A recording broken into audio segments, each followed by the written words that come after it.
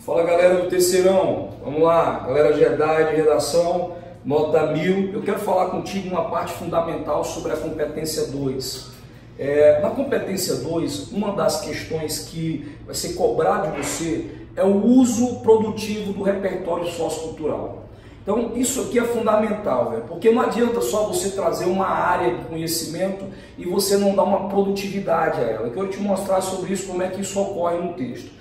Vamos lá então, primeira coisa, o que é considerado um repertório legítimo? O que você pode trazer como repertório legítimo? Então vamos lá, a primeira coisa que você pode trazer como repertório legítimo, então fatos ou períodos reconhecidos, então nós temos vários fatos históricos, você pode visitá-los, então você pode fazer links maravilhosos com a Revolução Industrial, com o Iluminismo, com a Revolução Francesa, com a Idade Média, com a Idade Antiga, com Grécia, então vários períodos, com o Brasil colônia, são vários períodos históricos que são fundamentais que você pode estabelecer link com a sua redação. E aí nós vamos estar tratando de maneira específica como é que você pode utilizar isso. Tem referência de nomes de autores, filósofos, poetas, livros, obras, peças, filmes, esculturas. Você pode trabalhar tudo isso dentro do repertório. Outras músicas, trazer música, é bacana também trazer música para a sua redação. Referências da área de conhecimento, profissionais como o sociólogo, na filosofia, filósofo, literatura, os escritores, os poetas, os autores.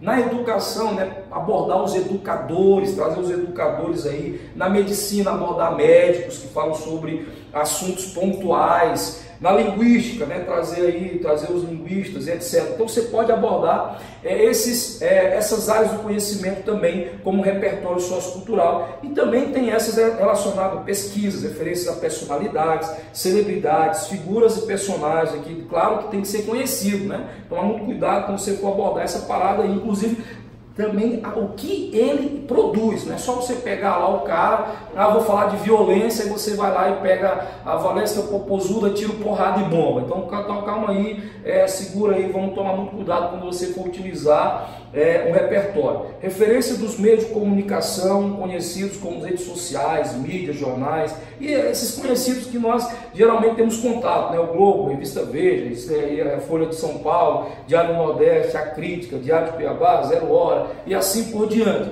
Esses meios de comunicação que são mais conhecidos.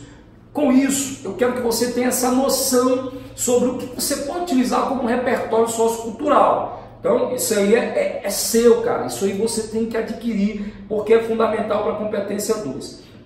Agora, quando nós falamos sobre o uso do repertório, tá lá, você pegou lá Pierre Bourdieu, você pegou lá alguns filósofos, Karl Marx, você pegou lá esse cara, pegou tanto cara aí, Emile Durkheim, ou você pegou lá o Machado de Assis. Agora, quando você pegar esses caras, quando você pegar pincelar das obras dele, uma ideia bacana, você tem que tomar cuidado com uma primeira coisa. Primeiro, se esse negócio é legítimo ou pertinente ao tema. Tem alguma relação com o tema? Será que quando você está falando, por exemplo, sobre a democratização do cinema, qual é a obra que estabelece um vínculo com essa democratização do cinema? Qual é a obra que estabelece um vínculo com a persistência da violência contra a mulher na sociedade brasileira? Qual é a obra que estabelece um vínculo quando você pega sobre a manipulação do controle de dados lá na internet? Qual é a obra que você pode utilizar? Então tem que atentar para isso. Atente para a legitimação e pertinência ao tema. Segunda coisa, atente para o uso produtivo dessa área do conhecimento. Ou seja, será que você consegue vincular a sua discussão, a discussão que você está propondo, o seu ponto de vista? Será que você consegue fazer isso? Se você conseguir fazer isso, então você está cumprindo as duas exigências fundamentais para o uso do repertório sociocultural, ok? E aí então você começa a olhar comigo aqui nesse pequeno exemplo, extraído do manual de correção. Quando nós falamos sobre o uso do repertório, o cara fala aqui, segundo Kant, então o cara traz lá, Kant, a menoridade é o conceito de não ser capaz de pensar em si próprio. Olha bem, olha o que o cara faz aqui, a menoridade é o conceito de não ser capaz de pensar por si próprio. Então está na obra de Kant lá sobre o iluminismo, alguns falam a obra que ele aborda sobre isso. Quando ele traz, então, depois ele vai abordar. Olha bem como é que ele esquece, ele dá uma esquecida nesse repertório. Ele deixa de lado o repertório e aborda uma outra discussão.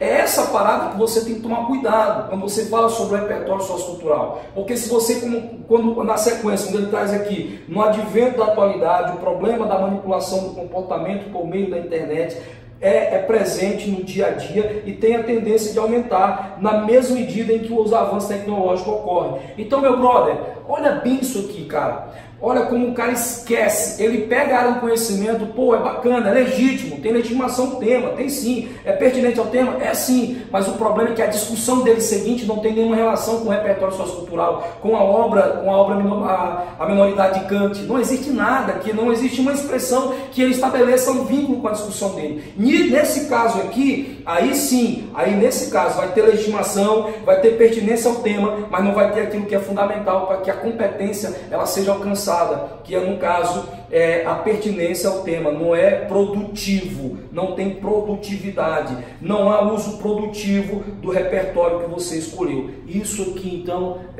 vai perder ponto nessa parada aqui, ok? Então vamos tomar cuidado com isso aqui. Vou te dar um exemplozinho aqui bacana de uma introdução sobre os desafios dos idosos na sociedade brasileira. O que o cara faz aqui, ó.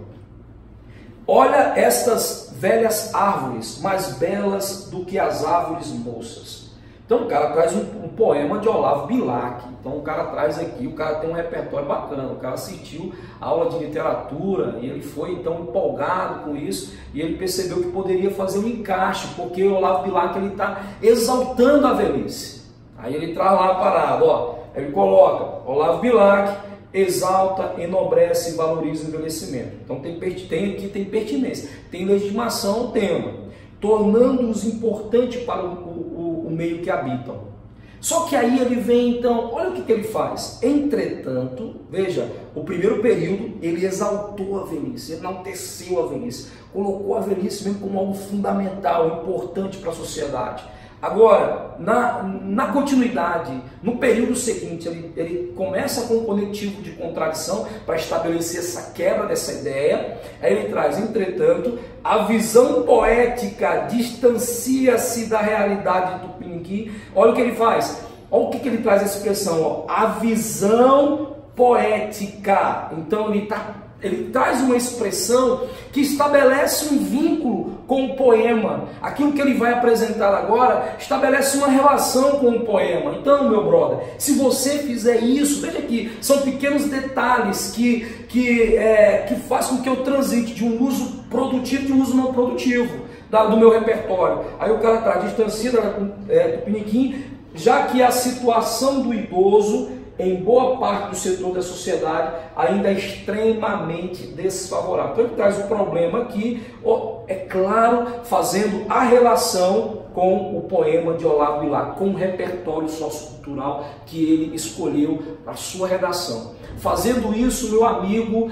o seu repertório, o fator histórico, a sua área da sociologia, da filosofia, um filme, uma música, uma série que você tem, que você armazenou no seu HD aí, que é o seu caderno, você vai observar, você vai levar para a sua redação, você vai mandar bem e você vai conseguir atingir a competência 2, que um dos fatores é esse aqui, ok? Então, fique para a próxima, porque nós vamos construir ainda mais coisas a respeito do repertório sociocultural e como é que você vai utilizá-lo de maneira legítima, pertinente e produtiva.